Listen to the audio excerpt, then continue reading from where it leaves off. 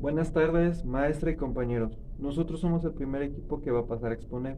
Yo soy el compañero Pineda González Axel. Como primer punto que abarcaremos serán las razones financieras.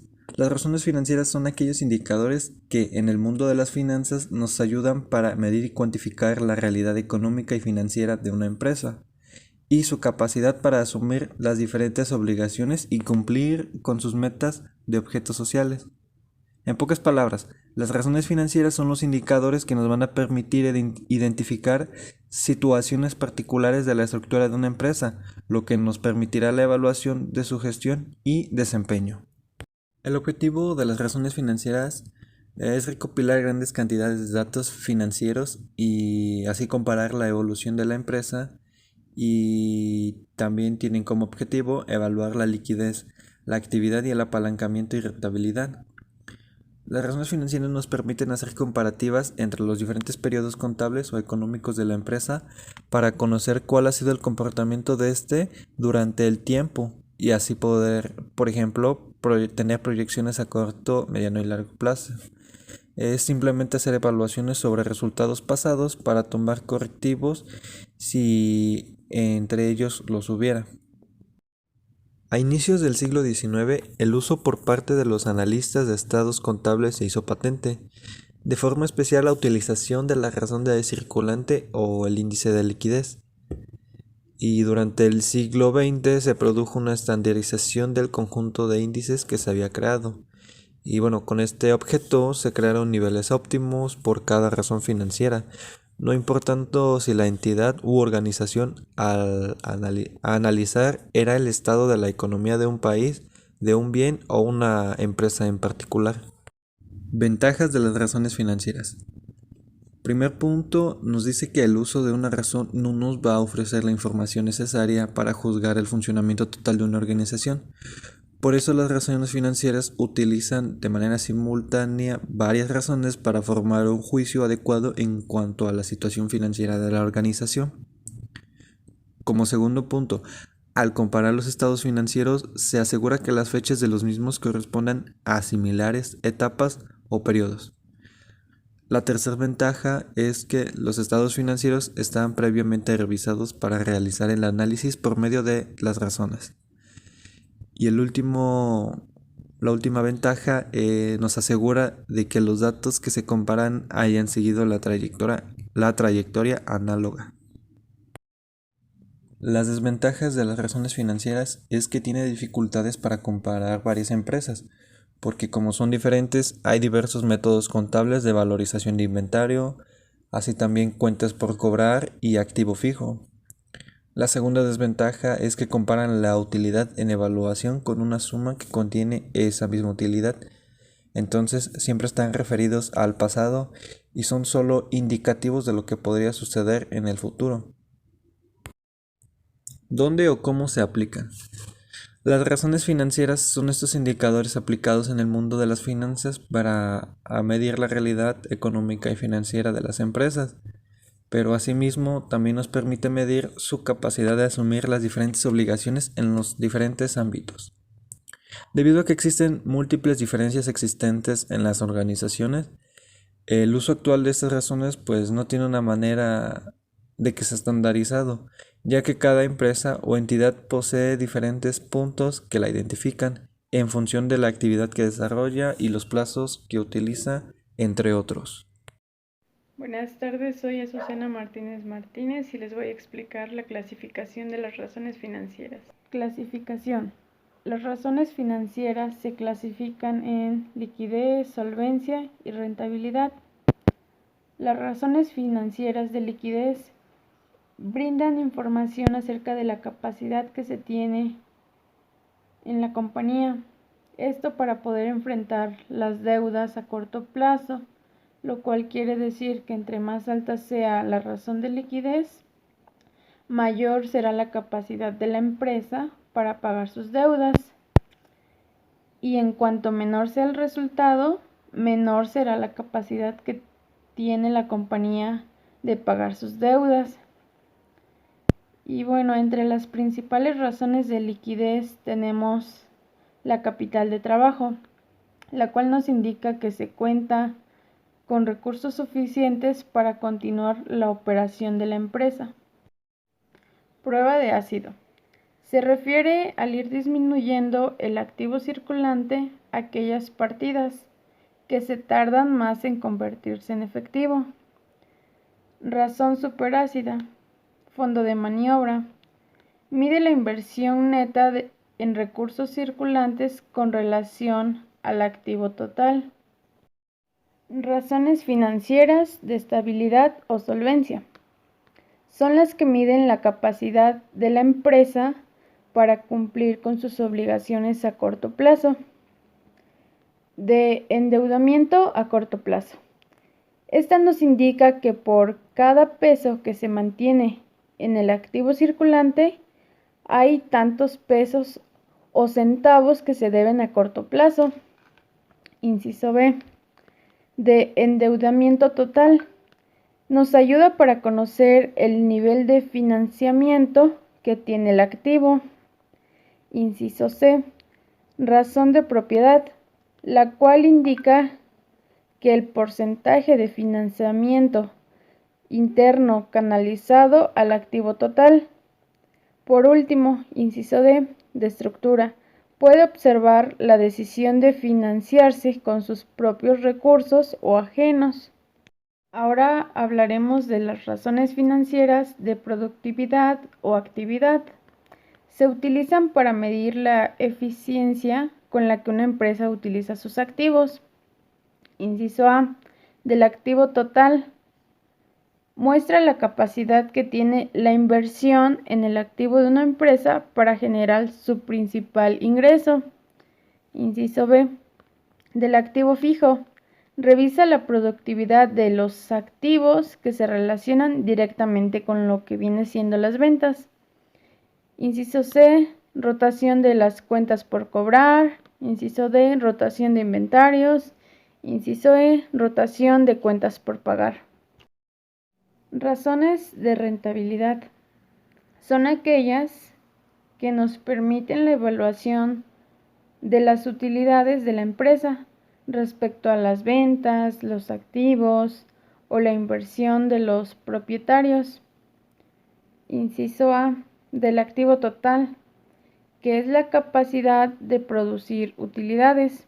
Inciso B, capital contable, es la rentabilidad generada por los accionistas. De ventas.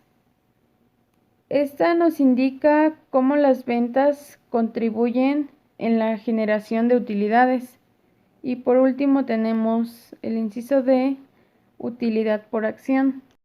Mi nombre es David Valero. Les voy a hablar sobre los temas la liquidez y la rentabilidad.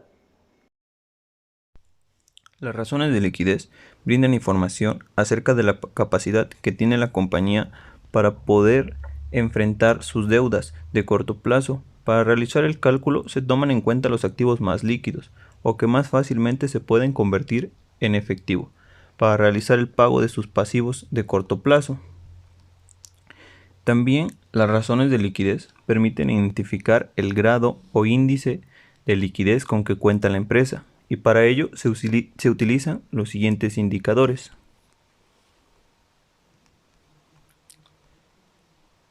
El primero es la razón corriente. Este es solamente una relación entre los activos a corto plazo y los pasivos a corto plazo. Los activos corrientes están compuestos por efectivo, valores negociables a corto plazo, cuentas por cobrar, inventarios y gastos pagados por anticipado. Los pasivos corrientes están compuestos por cuentas por pagar, dividendos, impuestos adeudados dentro del año y préstamos bancarios a corto plazo. La fórmula que nos dice es activos corriente sobre pasivos corrientes. De ahí tenemos la razón de liquidez. Esta nos dice que es un índice de solvencia más exigente en la medida en que se excluyen los inventarios del activo corriente. Tenemos como fórmula el activo corriente menos el inventario sobre los pasivos corrientes. De ahí tenemos el capital de trabajo neto. Este se determina restando los activos corrientes al pasivo corriente. Se supone que en la medida en que los pasivos corrientes sean menores a los activos corrientes, la salud financiera de la empresa para hacer frente a las obligaciones al corto plazo es mayor. Si fuera necesario cubrir los pasivos a corto plazo, la empresa debería tener los activos corrientes necesarios para hacerlo. Índice de solvencia.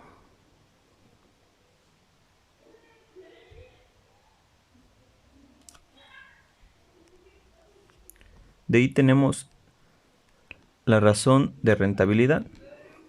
Las razones de rentabilidad son aquellas que nos permiten evaluar las utilidades de la empresa respecto a las ventajas, los activos o la inversión de los propietarios. Rentabilidad, calidad de un negocio, de proporcionar un rendimiento atractivo, es decir, la ganancia o utilidad que produce una inversión. También se clasifican en los siguientes puntos. El margen de utilidad refleja la efectividad de la política de precios y eficiencia de productividad de resultado. Esta nos dice que es el resultado de ejercicios sobre las ventas netas. De ahí tenemos el margen neto de operación.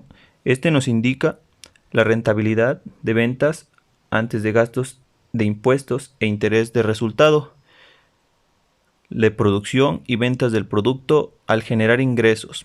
Para eso tenemos la fórmula ingresos de operaciones sobre las ventas. De ahí tenemos otro punto que es la margen de utilidad en ventas.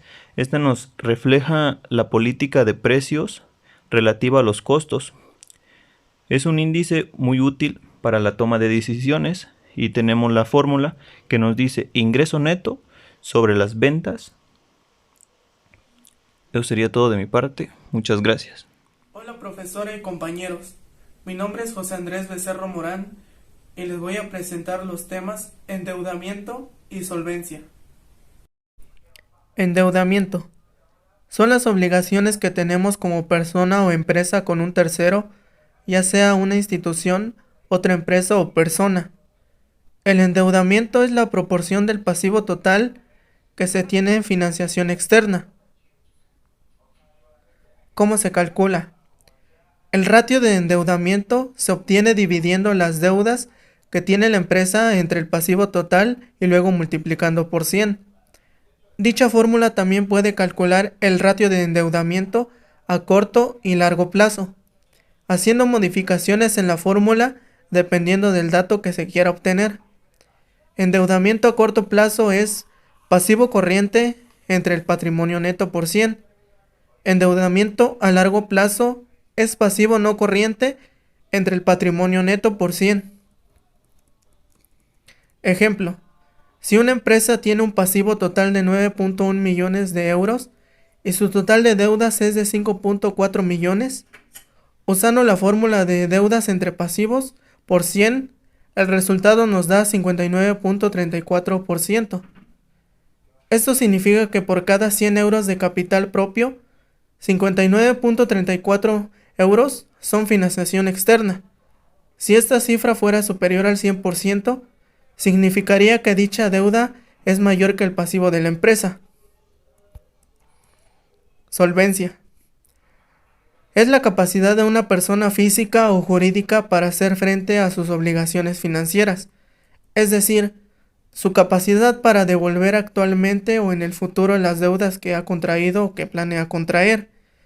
Mientras que la liquidez suele expresar la capacidad de las empresas para hacer frente a las obligaciones financieras a corto plazo, la solvencia financiera mide su habilidad para satisfacer sus obligaciones a un plazo más largo. Tipos de solvencia. Para calcular la solvencia, debemos distinguir primero entre dos tipos diferentes de solvencia. Solvencia técnica. En otras palabras, sus activos permiten generar el flujo de efectivo que hace falta para acarrear el pasivo. Solvencia efectiva. Por ejemplo, una ampliación de capital decimos que tiene solvencia efectiva. Este tipo de solvencia no nos indica que la empresa sea viable a largo plazo, solo a corto. Ejemplo de solvencia. La fórmula para conocer el ratio de solvencia, como se puede ver al final de la imagen, se obtiene dividiendo el activo total entre el pasivo total. A continuación veremos el ejemplo de una empresa N que tuvo los siguientes datos al final de un año N. Aplicando la fórmula mencionada anteriormente, se obtiene un ratio de solvencia de 1.55. Hola, buen día. Mi nombre es Evelina Fines Ramírez y yo les estaré hablando sobre los temas del activo y el pasivo. Bueno, empezaremos con el activo y su clasificación. Para empezar, empezaremos con ¿qué es un activo? Bueno, un activo es un bien de la empresa posee y que puede convertirse en dinero. Estos también son derechos y otros recursos de los que dispone o disponía la empresa. En pocas palabras, son los recursos con valor que alguien posee con la intención de que genere un beneficio futuro, ya sea económico o no. Y bueno, los activos se clasifican en dos maneras, en activos corrientes y en activos no corrientes. Empezaremos con el activo no corriente, que estos son los bienes o recursos de la empresa que pueden convertirse en dinero o en flujo de efectivo en un corto plazo. Esto quiere decir en antes de un año. El orden en que deben aparecerse los principales cuentas en el activo circulante en atención a su mayor y menor grado de disponibilidad es el siguiente. Y bueno, empezaremos con las cajas y bancos. Estos deben aparecer en primero o ya sea en segundo lugar en el activo circulante porque son valores disponibles, ya sea valores que no necesitan ninguna conversión para hacer dinero en efectivo, puesto que ya lo son. El siguiente grado son las mercancías a clientes. Estas deben aparecer después de la caja y bancos por ser el activo de más fácil conversión en dinero en efectivo, debido a que constantemente se están realizando. El siguiente grado son la cuenta de clientes, que debe aparecer en el activo circulante por su también fácil conversión en dinero en efectivo. Esta cuenta es de fácil recuperación debido a que el negocio, como es a corto plazo, es más fácil que paguen o es más fácil para pagar. El siguiente son los documentos por cobrar, que bueno, estos deben figurar también en el activo circulante, también por su fácil conversión de efectivo o en los documentos. Su valor se recupera rápidamente debido a que su vencimiento por lo regular es a corto plazo. Igual esto quiere decir que es menor a un año. Y bueno, para finalizar, en los deudores, bueno, el último grado son los deudores diversos, que también figuran dentro de un activo circulante por su fácil conversión de igual manera. Y bueno, entre el vencimiento de las cuentas por cobrar, los clientes y los documentos por cobrar y deudores deben de ser en un plazo no mayor de un año, considerando que estos son unos activos circulantes. Bueno, en la siguiente diapositiva ya van los activos no circulantes, que estos son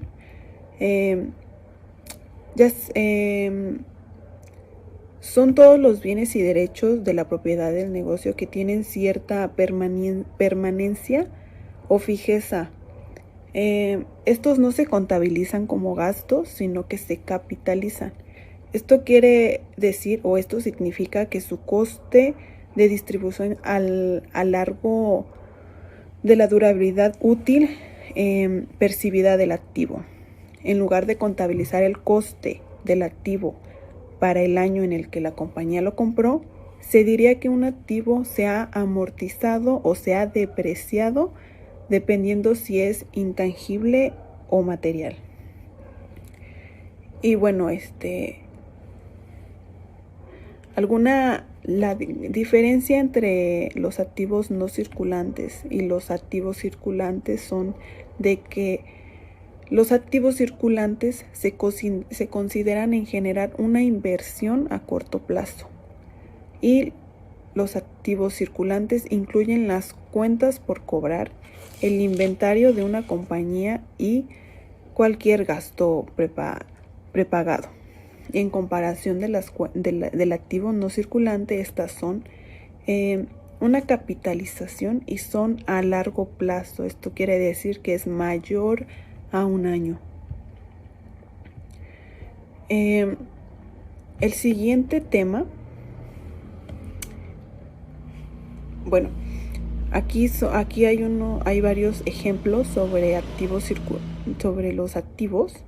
Y tenemos los activos circulantes, que son, como les había dicho, cajas, bancos, inventarios, mercancías, son los clientes, son los documentos, son los deudores.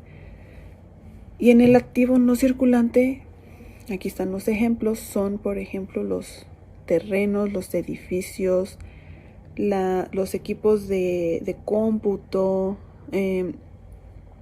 todos esos equipos, como ya les había dicho, que tienden a tener una depreciación, en este caso a largo plazo.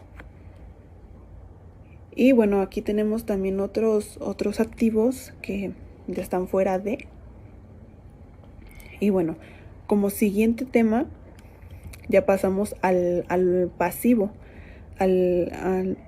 y también, bueno, también es como el otro, el activo también tiene su clasificación. Y bueno, empezamos con ¿qué es un pasivo? Bueno, estas representan las deudas y obligaciones con los que una empresa financia su actividad y le sirve para pagar su activo. También se conoce con el nombre de estructura financiera, capital financiero, origen de los recursos y fuente de financiación ajena. Y como dice ahí en la diapositiva, se definen como las deudas u obligaciones financieras legales de una empresa que surgen en el curso de las operaciones comerciales. Pueden ser de responsabilidad limitado o ilimitada y se liquidan a un largo plazo del tiempo mediante la transferencia de bienes económicos. Y bueno, su clasificación también está en dos, que es el pasivo circulante, que esto quiere decir que es también a corto plazo. Vence y es pagadero en el plazo de un año. Y el siguiente es el pasivo no corriente, que este es a largo plazo, que vence después de un año. Y bueno, empezamos con el pasivo no circulante, que bueno, quiere decir que es la parte del pasivo que contiene las obligaciones a corto plazo de una empresa. Al decir corto plazo, esto quiere decir que las deudas y las obligaciones que tiene una duración menor a un año se encuentran dentro del balance contable de una empresa y a su vez dentro del pasivo, donde distinguimos entre pasivo y circulante y pasivo fijo para ordenar las cuentas que afectan a la actividad económica de la empresa. Las principales deudas y obligaciones que forman el pasivo circulante, ahí es donde entran los proveedores, los documentos por pagar y acreedores diversos. ¿Ok? El siguiente es el pasivo no corriente, que esto quiere decir, o bueno, más bien significa que bueno, también son conocidos como pasivos a largo plazo, son deudas, son obligaciones con vencimiento superior a un año. ¿Ok? Las principales deudas y obligaciones que forma el pasivo no corriente son hipotecas por pagar y los documentos por pagar. Esto igual, cuando son cosas a largo plazo. Y bueno, algunos ejemplos tenemos del pasivo a corto plazo, como son los proveedores, los documentos por pagar, los acreedores, el anticipo de clientes, los gastos pendientes de pago, acumulantes, impuestos, o sea, esos. Y tenemos el pasivo a largo plazo, que son las hipotecas por pagar. Son los documentos por pagar a largo plazo y cuentas por pagar igual a largo plazo. Y otros pasivos, pues bueno, está las rentas y los intereses. Bueno, espero que haya quedado claro estos dos temas y pasamos con el siguiente. Mi nombre es Josué Eduardo y me toca el tema de vialidad. Ofrece información si se puede o no realizar una actividad o un proyecto con éxito. ¿Por qué es necesario un estudio de vialidad? Nos permite conocer el posible éxito o fracaso. De igual manera, adquiere una inversión de recursos monetarios. Necesitamos analizar los pros y contras para evitar problemas financieros. También nos ayuda a descubrir nuevas oportunidades como nichos de mercado o llegar a clientes potenciales. De igual manera, nos permite conocer nuestros límites y capacidades. Los tipos de habilidad, que son la técnica, son posibles tecnologías para poder llevar a cabo los proyectos, que puede ser el proceso de fabricación. La económica, que son todos los recursos suficientes para poder llevar a cabo la idea. La financiera. Esto debemos hacer un estudio de alternativas de los existentes de mercados. La comercial es hacer un estudio de mercado y hacer proyecciones de ventas. Tenemos un ejemplo de análisis de habilidad que viene siendo la productora audiovisual, y para esto debemos hacer un análisis con los siguientes pasos. En primer lugar, debemos saber qué queremos y si lo tenemos todos los medios y con el personal. En segundo lugar, debemos de analizar el mercado, si ya existe la idea o no. Si no existe, debemos hacer mejoras o nuevas alternativas. La tercera, debemos analizar los costos y posibles ingresos. La cuarta, que ya es lo último, debemos llevar al público y realizar un estudio de posibilidades de financiación. Por último, tenemos el capital contable, que según las normas de información financiera es un valor residual de los activos de la entidad. Una vez deducidos todos sus pasivos, esto nace de aportaciones de propietarios por transacciones y otros eventos. Según su clasificación, tenemos como capital contribuido, que son las capital social, como también las aportaciones para futuros aumentos de capital, la prima en ventas de acciones, como donaciones. La segunda clasificación, que viene siendo el capital ganado, son las utilidades retenidas, incluyendo las aplicadas a reservas del capital, como también las pérdidas acumuladas, el exceso o influencia en la actualización del capital contable. Y por último, tenemos las reglas de valuación, que vienen siendo las amortizaciones de acciones por importes superiores a su valor nominal o teórico.